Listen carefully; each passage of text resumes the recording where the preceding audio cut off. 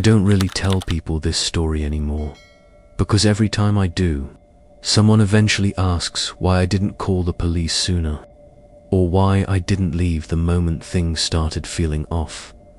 The truth is, nothing felt dangerous at first, just strange in the way that empty places sometimes are. The kind of strange you notice, then shrugged off, because you don't want to be the person who panics over nothing. This happened 3 summers ago, in late August. I had just taken a week off work and decided to go camping alone. I'd done it plenty of times before. I wasn't trying to prove anything or chase some thrill. I just wanted quiet. No phone calls, no traffic, no people asking questions. I picked a small national forest campground in northern Colorado. Nothing famous, no dramatic overlooks or Instagram views. Just trees, a lake a mile down the trail, and a loop road with maybe 15 campsites. According to the website, it was first come, first served. That alone should have told me how quiet it usually was. When I arrived, it was around 4 p.m. The sun was still high, the sky clear. I drove the loop slowly, counting occupied sites. There were 2. One had an old RV with no one around it. The other had a small sedan and a couple setting up a tent. That was it. I chose a site near the back of the loop, bordered by trees on 3 sides. It felt private without being isolated. I could still see the road through the branches. The first thing I noticed was how still everything was. No wind, no insects buzzing. Even the trees barely moved. I remember thinking it felt like the air was waiting. I set up my tent, laid out my sleeping bag, and cracked a beer. Normal stuff. Around 6, I heard a vehicle drive by slowly. I glanced up, expecting to see one of the other campers, but it was a dark pickup I hadn't seen before. Older model, dull paint. It passed my sight without stopping. I didn't think much of it. Campgrounds get late arrivals all the time. I cooked dinner as the sun went down. That's when the quiet started bothering me a little. Usually, by dusk, you hear something. Crickets, frogs, wind through the branches. But there was almost nothing.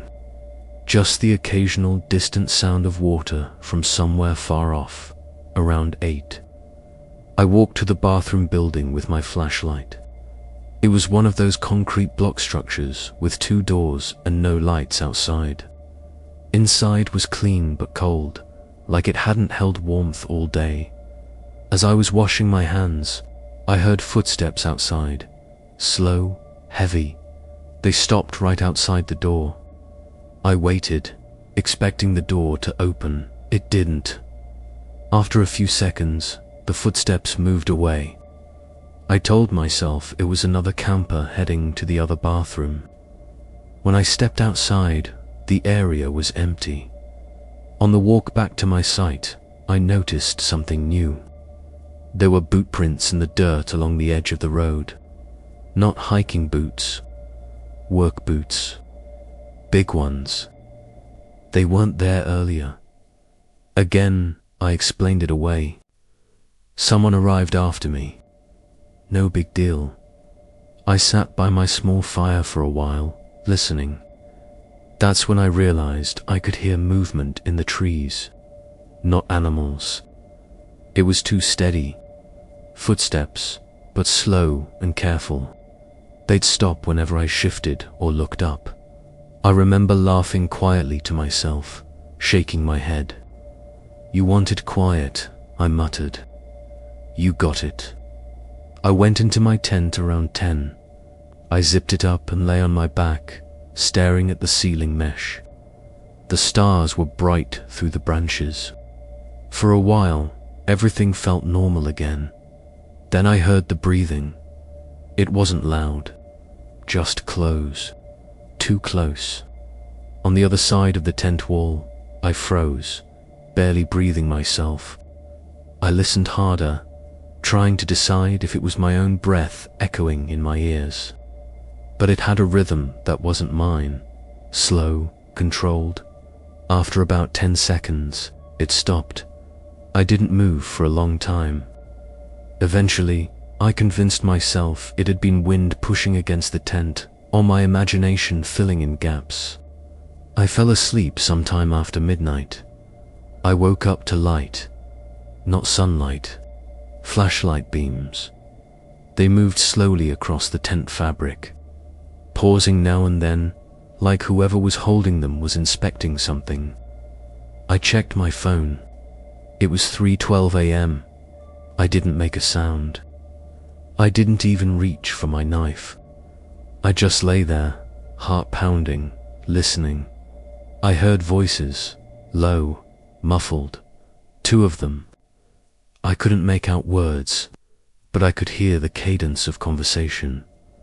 One of the lights stopped at the tent zipper.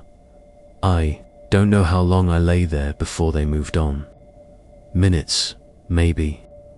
When the lights faded, I finally exhaled. I told myself it was park rangers or campers looking for a site. But no ranger would do that without announcing themselves. And no camper shines lights into a closed tent at 3 in the morning. At dawn, I packed up faster than I ever had in my life. I didn't eat. I didn't even finish packing neatly. I just wanted to leave. When I stepped onto the road, I saw something that made my stomach drop. My car doors were open, both of them. I was meticulous about locking my car. Always had been. Inside, the glove compartment was open. Nothing was taken. My wallet was still there. So was my phone charger. Even the spare cash in the console. They'd gone through my car and left everything. That was when I should have left immediately. Instead, I told myself it was teenagers or curious campers. People do dumb things. I closed the doors, locked them, and finished packing. As I pulled onto the loop road, I noticed something else. The RV that had been there the day before was gone. The sedan was gone too. No tire tracks. No sign they'd ever been there. Only one other site was occupied now. It was the dark pickup. It was parked sideways across the entrance to the loop road. A man stood beside it, leaning against the bed. He raised a hand in a casual wave as I approached. I slowed down, heart racing. "Morning," he called. His voice was friendly. Too friendly. "Morning," I said back, keeping my window mostly up. "Road ahead's washed out," he said. "Tree came down last night. Ranger said it'll be a bit." I glanced past him. The road looked fine. No tree, no debris. "I think I'll check it out," I said. He smiled wider. "Wouldn't recommend it." That's when I noticed the other man standing in the trees behind him, just barely visible. Watching, I didn't argue. I didn't ask questions. I put the car in reverse and backed up slowly, pretending to reconsider. As soon as I rounded the bend and they were out of sight, I floored it. The road ahead was clear. No fallen tree. No washout. I drove all the way to the highway without seeing another vehicle. I didn't stop until I reached the first town. I reported everything to a ranger station later that day. They took notes, asked questions, promised to look into it. A month later, I checked the campground online. It was closed indefinitely due to unreported safety concerns. I don't know what those men wanted. I don't know if they were watching me the whole time, or if I just happened to be in the wrong place at the wrong time. But I know this. If you ever go camping and the quiet feels too intentional, if people seem to know where you are without you telling them, don't wait for proof. Leave because the scariest part wasn't the breathing, or the flashlights, or the blocked road. It was how normal everything almost felt. I've never told this story using my real name. I don't plan to start now. What happened didn't feel dramatic while it was unfolding. There were no screams, no running through the woods, no moment where I could clearly point and say, this is where it turned dangerous. That's part of why it still gets to me. It felt ordinary for far too long. This was in early October, about 4 years ago. I was living in Oregon at the time, working a job that kept me glued to a screen 10 hours a day. I'd been feeling burnt out in a way sleep didn't fix. So when I got 3 days off in a row, I packed my car and headed east toward the mountains. I chose a dispersed camping area off a Forest Service road. No campground, no host, no reservations, just a wide pull-off near a creek where people were allowed to camp if they followed the rules. I liked those spots because they were quiet, but not truly remote. You'd still get the occasional truck passing by.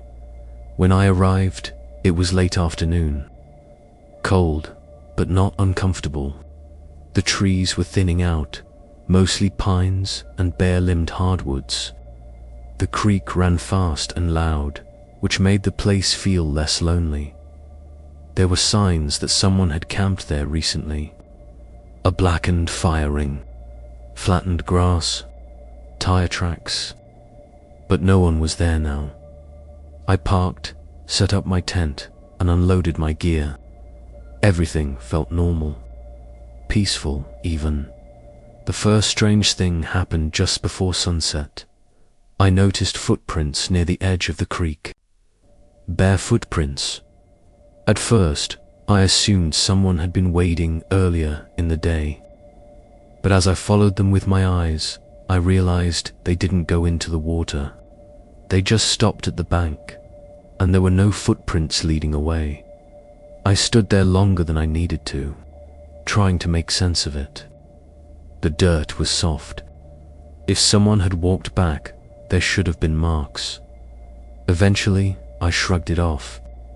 People do weird stuff outdoors. I wasn't in danger just because something didn't make immediate sense. I cooked dinner and ate as the light faded. The forest went quiet in stages. Birds first, then the breeze. By full dark, even the creek seemed quieter, like the sound had dropped back somehow. That should have bothered me more than it did. Around 9 p.m., headlights passed on the road behind the trees. Slow moving, they didn't stop. I remember feeling relieved, like the world still existed beyond the tree line. I crawled into my tent around 10:30. It was cold enough that my breath fogged in the beam of my headlamp. I zipped the tent and lay listening to the creek. That's when I heard footsteps. They were faint, almost lost under the water noise. But they were steady, measured, coming from upstream. I sat up, holding my breath. The footsteps stopped. I waited. Nothing happened. After a minute, I told myself it was an animal. Deer move like that sometimes. I lay back down a few seconds later. Something pressed lightly against the side of my tent. Not a shove, not a stumble, just pressure, like someone leaning a hand there to test the surface. I didn't move. I didn't breathe. The pressure lifted. I heard fabric brush against nylon. Then nothing. I stayed awake for hours, listening for anything. Eventually exhaustion won. I woke up to daylight and the sound of the creek back at full volume. My body felt heavy, like I hadn't slept at all, when I unzipped the tent. The first thing I saw was my boots. They were sitting neatly side by side outside. The tent flap, I was sure I'd left them inside. I stood there staring at them. my brain searching for a reasonable explanation. Maybe I'd moved them without thinking. Maybe I'd been half asleep. But I knew I hadn't. I checked my car. Locked. Nothing disturbed. No notes. No damage. I seriously considered leaving then. But it was morning. Everything looked harmless in the daylight. And leaving felt like admitting I'd imagined the whole thing. I stayed. That afternoon, I hiked a short trail nearby. I needed to move, to feel normal again. The trail was empty. No fresh tracks. No voices. Just me and the woods. When I got back to my campsite, something new was there. A second fire ring, fresh. Stones arranged in a rough circle about 20 feet from my tent. No ash yet. No wood. Just the ring. Someone had built it while I was gone. I felt my chest tighten. This wasn't ambiguous anymore. Someone else had been there. Someone close enough to my camp to be comfortable setting up. I scanned the tree line. Nothing moved. I packed up some of my gear, just in case. I told myself I'd leave at first light the next morning. As evening came, the temperature dropped fast. I made a small fire in my own ring. I didn't bother cooking. I wasn't hungry. As darkness settled in, I started hearing movement again. Not in one place. All around. Always just outside the range of the firelight. Branches snapping. Leaves shifting. Slow steps that never quite came closer. I kept telling myself it was multiple animals, elk, deer, anything but what my instincts were, whispering at some point. The creek went quiet again. That was when I heard the voice. It came from the darkness across the water. Hey, just one word, calm, clear. I froze, staring into the black. Hey, it said again. Same tone. Like someone trying to get your attention without startling you. I didn't answer a pause. Then, you don't have to be scared. My fire popped loudly. I stood up, heart racing. Who's there? I called, hating how thin my voice sounded. No answer.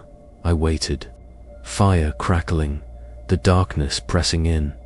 Then footsteps crossed the creek. Slow splashes, deliberate. I backed toward my car, never taking my eyes off the trees. You moved my boots, I said, my voice shaking now. I'm leaving in the morning. The footsteps stopped. I was just helping, the voice said. Closer now. Too close. I reached my car and unlocked it, fumbling with the keys. That's when I noticed the hood. HANDPRINTS, bare. Muddy handprints smeared across the metal, as if someone had leaned there and waited. The voice came again. Right behind me, you shouldn't drive at night. I spun around. I didn't see his face. Just a shape standing at the edge of the firelight. Tall, still, watching. I got in the car and slammed the door, locking it. My hands shook so badly I nearly dropped the keys. The engine turned over on the second try, as I pulled away. I saw him in the headlights. He wasn't chasing me. He was smiling. I didn't stop driving until sunrise. I reported it the next day. Gave details, location, description. They told me no one else had. Reported anything unusual there. That spot doesn't show up on maps anymore. The road is still there, but the pull-off is blocked with boulders now. Sometimes, late at night, I think about how calmly he spoke, how sure he sounded that I belonged there, and I wonder how many people listened when he told them not to be scared. I've gone back and forth on whether I should even share this one. Not because it sounds unbelievable, but because it sounds too ordinary in places.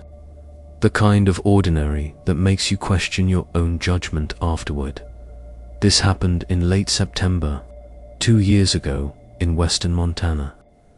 I'd been doing a lot of solo camping that year, mostly to get away from people. I wasn't reckless about it. I told friends where I was going, carried a satellite communicator, and stuck to areas that were remote but not inaccessible. That weekend, I picked a small, unofficial campsite off a gravel Forest Service road. It wasn't marked on most maps, but locals used it. There was a clearing, a fire ring, and a narrow trail that led up into the hills.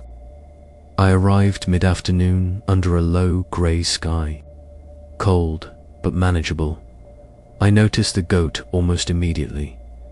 It was standing near the tree line on the far side of the clearing, a full-grown goat, white with dark patches, long curved horns. It didn't look wild, but it didn't look lost either, just present. Watching at first, I smiled.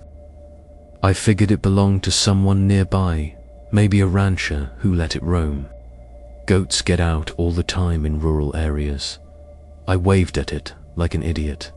It didn't react, didn't flinch, didn't move. I set up my tent and unloaded my gear.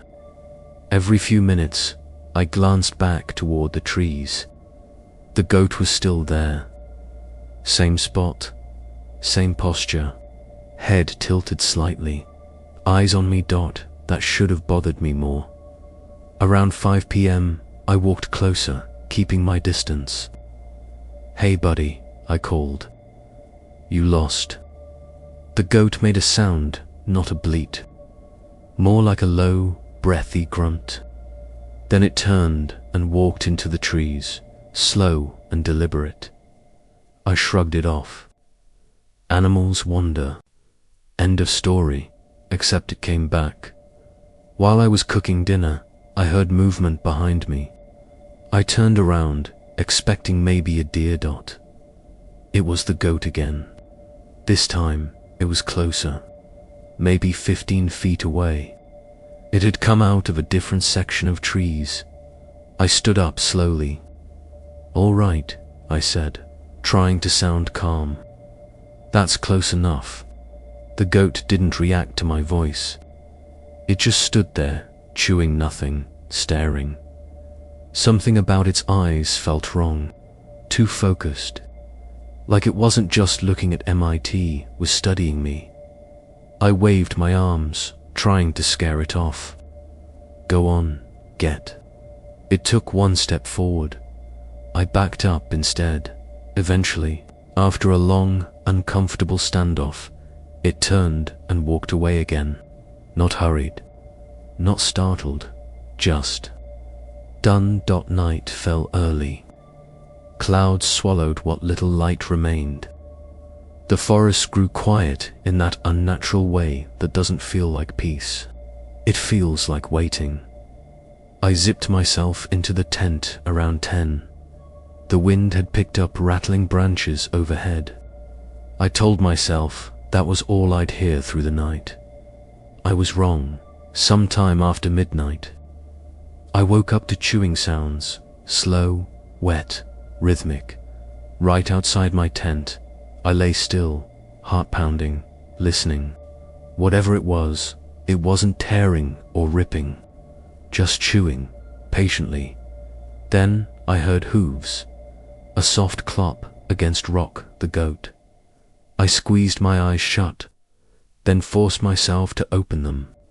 The tent wall bulged slightly inward, like something was leaning against it. Then the horn scraped the fabric, not hard, just enough to make the sound unmistakable. I whispered, "Go away." The chewing stopped. For a moment, there was nothing. Then the goat made that same low grunt again, right beside my head. I didn't sleep after that.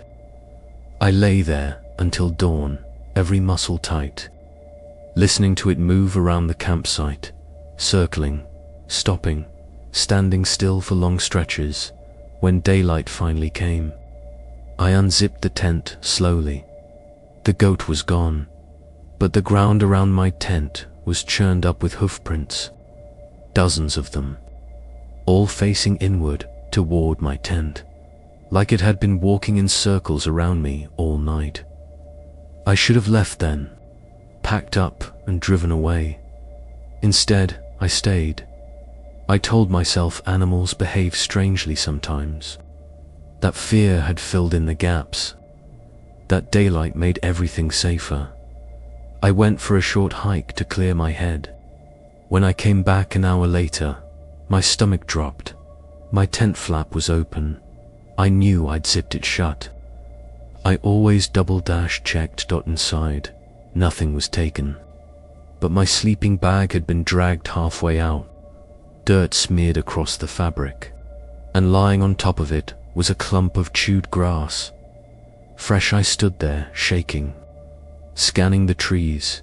That's when I heard a bell, a dull, metallic clink. I followed the sound uphill, heart hammering, until I saw the goat again. It stood on the trail, facing away from me. Around its neck was a leather collar with a bell, which meant it belonged to someone. Hey, I called, louder now. Is this your goat? The animal didn't turn round. I took a few steps closer. The smell hit me, then something sour and animal and wrong. The goat slowly turned its head. One of its horns was smeared with dried blood. Not a lot. Just enough, that was it. That was the moment I stopped rationalizing. I backed away, heart racing. I'm leaving, I said out loud, more to myself than anything. The goat stepped forward, just one step, then another. I ran. I didn't bother packing properly. I threw everything into the car, hands shaking so badly I dropped my keys twice. As I slammed the trunk shut, I heard footsteps behind me, not hooves footsteps, slow, heavy, human. I turned. At the edge of the clearing stood a man, middle-aged, dirty jacket, calm expression, one hand resting on the goat's collar. Sorry about him, the man said casually. He gets curious. I stared at him, my mouth dry. Your goat was in my tent. He smiled faintly. Yeah, he does that. The goat stood perfectly still beside him, eyes locked on me. You shouldn't camp here alone, the man added. People get nervous. My heart was pounding so hard I thought I might pass out. I'm leaving, he nodded slowly. Probably best. As I got into the car, I saw something that still haunts me. The bell around the goat's neck wasn't for livestock. It was identical to the small bells used on bear warning collars. I drove without stopping, didn't slow down until I hit pavement. I reported the incident later, gave descriptions, location. They told me there were no registered grazing permits in that area, no nearby ranches, no missing goats. Don't camp alone anymore. And if I ever see a domestic animal where it doesn't belong, especially one that doesn't act afraid, don't wait to find out why, because some things in the woods aren't there by accident.